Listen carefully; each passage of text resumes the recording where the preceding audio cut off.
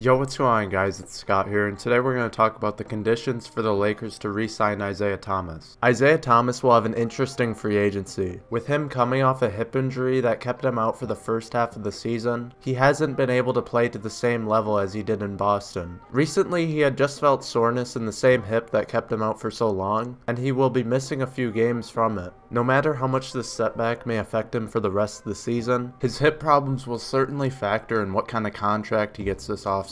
His goal has been and will always be to get a max offer, and the likelihood of that has heavily diminished since that hip injury. For the Lakers, they get a first-hand view of Isaiah Thomas's impact even if he may have hip problems. Coming off the bench since his arrival, he has provided scoring and an extra leader on the floor. He has been playing better than he was with Cleveland, which should help his free agency. Prior to the trading for IT, the Lakers were without a reliable point guard. Whenever Lonzo was out, the Lakers either went with Tyler Ennis or had Brandon Ingram handling the ball. Brandon Ingram was improving in the role and could certainly be used at point guard in the future, but with the amount of injuries the Lakers have sustained this season, it would be best for them to find a reliable backup for Lonzo. All Lakers fans have their own take on Isaiah Thomas. I'm not going to say whether they should or shouldn't sign him because we don't know how free agency will look this offseason, which is why depending on free agency, there should be many scenarios where re-signing Isaiah Thomas would be worth it. In free agency, there aren't many point guards the Lakers can pursue. Rajon Rondo could be a good option and a mentor to Lonzo, but then again, he did reject the Lakers last offseason. Other than Rondo, I don't see many other point guard options the Lakers could sign, which is why re-signing Isaiah Thomas may be an option. The Lakers will have to make a decision on what they want to do with the Cavaliers' first-round pick. If they decide to keep it, they could maybe find a point guard in the draft to back up Lonzo. That would also be a risk because it's not a guarantee you get exactly who you want in the draft. And even if they did, it'd be a lot of pressure to put on a late first-round pick to fill the shoes whenever Lonzo isn't available. Even if they kept the pick, it's also not a guarantee they'll be targeting point guards, which is why the first day of free agency will be much more important. On July 1st, the Lakers will have to decide if they want to give Julius Randle the qualifying offer. And at this point, they'll also be heavily recruiting Paul George, which means for the first 6 days of free agency, they won't be able to consider re-signing Isaiah Thomas because they'd want to save their cap room. 6 days into free agency would be the only time the Lakers can offer Isaiah Thomas anything. If he's already signed by then they'll just have to find someone else. But even if he is available, they should be careful on what they offer him. There's two different contracts I think the Lakers would offer him if he is available. The first being if they already used up their cap space and they want to sign Isaiah Thomas to the mid-level exception of around $9 million. This could be anywhere from 1 year to a 4-year deal. Knowing the Lakers management and how they like to keep hold of their cap space, I'd expect it to be a 1 or maybe 2-year deal. The other way the Lakers would be able to sign Isaiah Thomas would be through their cap space. If they don't land any free agents and say they do keep Julius Randle, they could offer him a large 1-year deal similar to what KCP received last summer. I wouldn't expect them to sign IT for more than a 1-year deal because they'd have their sights set on 2019 free agency and would want as much cap space as possible for that. All of this would have to actually happen for the Lakers to know exactly who they're keeping this free agency. Primary goal as always will be to sign max free agents. The Lakers signing Isaiah Thomas shouldn't be in their hands and it'll have to be on who else they get. Unless they decide to make him a priority and sign him in the first 6 days, it seems pretty unlikely that he'll be with the Lakers next season. There has to be one team in the NBA that gives Isaiah a big offer. I could see a team like the Magic, who haven't had a star for years, give him a pretty good offer. If a team like the Magic were to give him a contract, that may be the best place for him because he believes he's a starter in this league, and he wouldn't be that with the Lakers. That's all I have for this video, guys. I hope you did enjoy. Make sure you subscribe if you want to see more Lakers content, and leave a like if you enjoyed, and thanks for watching.